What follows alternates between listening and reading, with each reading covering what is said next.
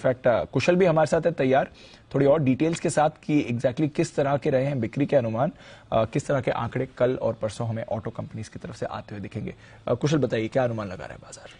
बिल्कुल दीप, सो segment wise पहले चलते हैं। इसमें सबसे पहले पैसेंजर व्हीकल्स पर अब एक नजर डाल लेते हैं। इनफैक्ट पूरा का पूरा अगर आप सभी सेगमेंट्स को देखेंगे तो उसमें रिलेटिव आउट परफॉर्मेंस अभी भी मैं एक्सपेक्ट कर रहा हूं कि जो पैसेंजर व्हीकल्स हैं वो बेहतर साइड पर परफॉर्मेंस दे सकती है। इसमें सबसे पहले मारुति सुजुकी की देख लेते हैं। यहां पर जिस तरह से नंबर्स एक्सपेक्टेड है, लगभग 18% की ग्रोथ यहां पर हो सकती है। 1,64,000 यूनिट्स हम यहां पर एक्सपेक्ट करके चल रहे हैं कि नवंबर महीने में मारुति सुजुकी के ये बिक्री आंकड़े हो सकते हैं। इनफैक्ट M&M का जो ऑटोमोटिव डिवीजन है वहां पर भी लगभग 40% की ग्रोथ एक्सपेक्टेड है 56,100 यूनिट्स पर।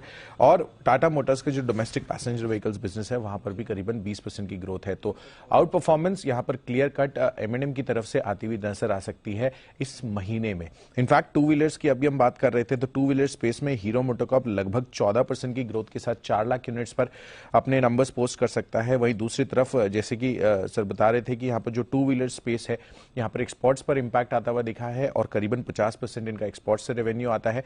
तो वॉल्यूम वहां पर इंपैक्ट होगी तो ओवरऑल टू व्हीलर सेल्स लगभग 14% की गिरावट हम यहां पर एक्सपेक्टेड है। इनफैक्ट टीवीएस मोटर्स यहां पर थोड़ी सी आउट परफॉर्मेंस हो सकती है, 5 से 6% की ग्रोथ रहेगी। और आइशर मोटर्स, रॉयल एनफील्ड यहां पर clear cut again next month भी, पिछले महीने में भी हमने देखा कि आयशर मोटर्स की अच्छी आउट परफॉर्मेंस थी।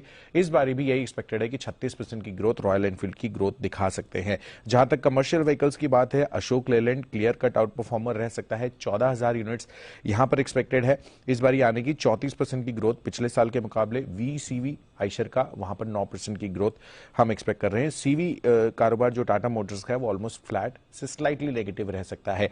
और अंत में ट्रैक्टर्स की अगर बात करें तो M&M का ट्रैक्टर स्पेस लगभग 2% की गिरावट दिखा सकता है। पर दूसरी तरफ यहां पर जो छोटा बेस का फायदा मिलेगा एस्कॉर्ट्स को वो काफी अच्छा रह सकता है। लगभग 30% की ग्रोथ हम यहां पर भी एक्सपेक्ट करके चल रहे हैं। तो ओवरऑल अगर आप देखेंगे तो अलग अलग सेगमेंट्स में अच्छे खासे रिलेटिव आउट परफॉर्मेंस भी रहने वाले हैं। बट अगर सेगमेंट वाइज देखें तो पैसेंजर व्हीकल्स यहां पर अगेन आउट परफॉर्म कर गाड़ियों की बिक्री अच्छी हुई है। बिल्कुल, तो टाटा मोटर्स भी फोकस में है, मारुति पर भी रेट है, M&M भी फोकस में रहेगा। चलिए देखते हैं किस तरह के बिक्री के आंकड़े आते हैं, बट ओवरऑल अच्छी परफॉर्मेंस की आप एक्सपेक्टेशन लगा सकते हैं।